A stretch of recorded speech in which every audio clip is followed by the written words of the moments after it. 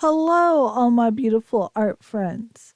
In this video, I'm going to show you how to paint cherry blossoms in mixed media.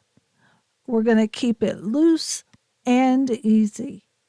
Okay, so I've taped off the edges of my paper. Now I pre-wet my paper, and now I'm going to use a pre-mixed alcohol and food dye mixture and just spritz that on and see where the water droplets from the water are resisting it.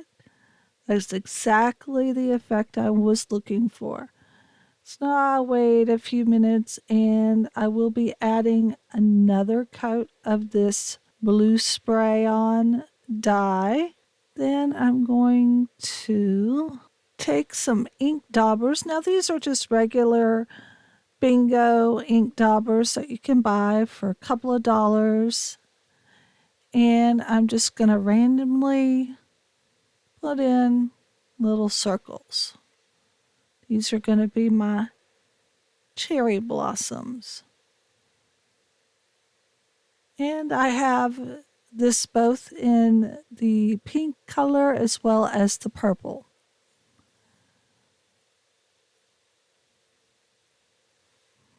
This is a great way to be resourceful with those random supplies you may have around your house.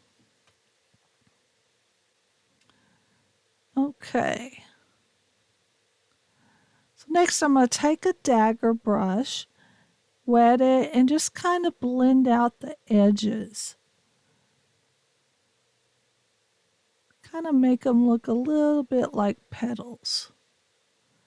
But I'm not doing anything exact. I'm just really being very intuitive with this. Just what feels right. Loose is best. That's what I love about this dagger brush. It kind of forces you to paint loosely.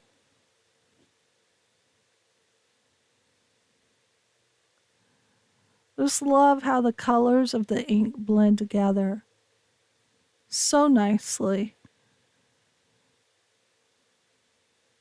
Okay. So I'm going to let that dry and move on to the next step. Okay, so it's had plenty of time to dry. Now I'm going to take some watercolor paints, and this is a burnt umber, and I'm just going to kind of sketch in with my paintbrush a few branches here and there.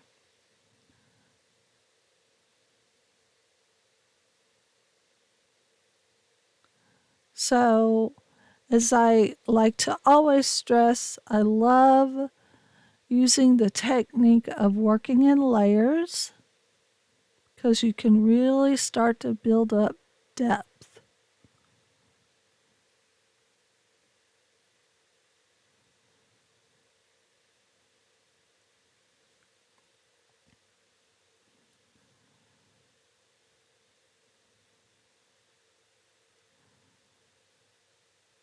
And I'll go ahead and speed it up a little bit through this process. I'm just trying to keep them very random at this point.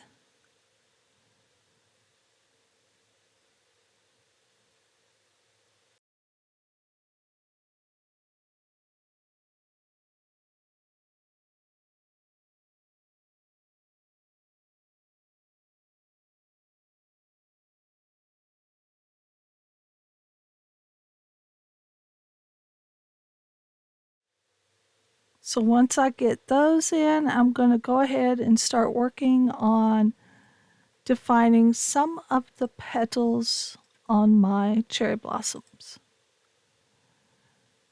Defining them by adding some shadows in there. Just trying to get a few shapes of petals and shadows. I'm not a flower expert, so this is really good practice for me. And by keeping it loose, I don't overthink it.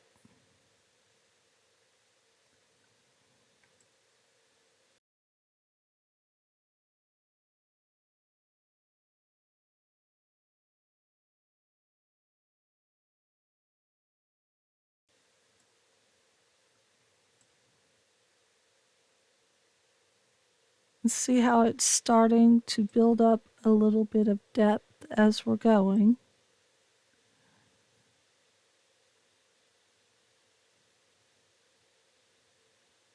I also keep my colors varying between a reddish, grayish purple and a bluish purple. So I kind of have a cool and a warm going on.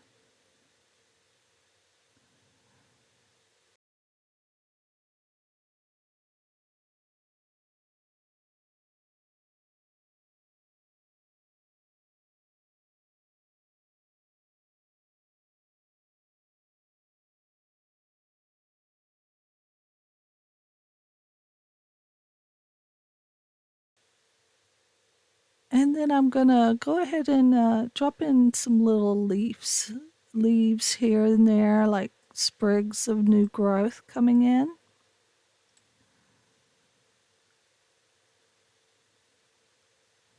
Again, keeping it random, because nature is always random.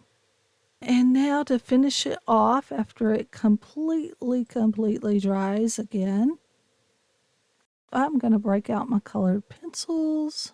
So I believe this is like a pinkish orangey color that I'm just going in and kind of blending the colors.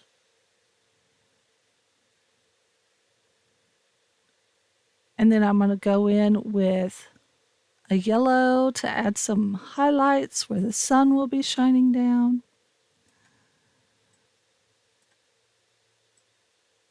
And once I'm satisfied with the colored pencils, this is a marker brush in a sepia color. And I'm going to add some shadows to my branches.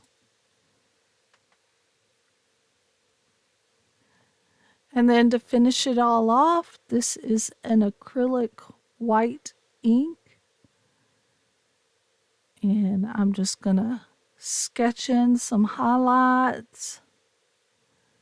Give it that sketchy look on the flowers as well as the branches and finish it off.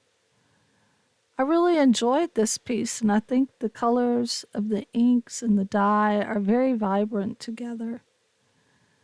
So I encourage you to look around your house and see what unusual things that you can use in your art journals and make you some mixed media. Okay, well, I hope you enjoyed this quick small tutorial, and be sure to subscribe because I have more art tutorials coming up in the very near future. Give me a thumbs up. I'll see you in the next one.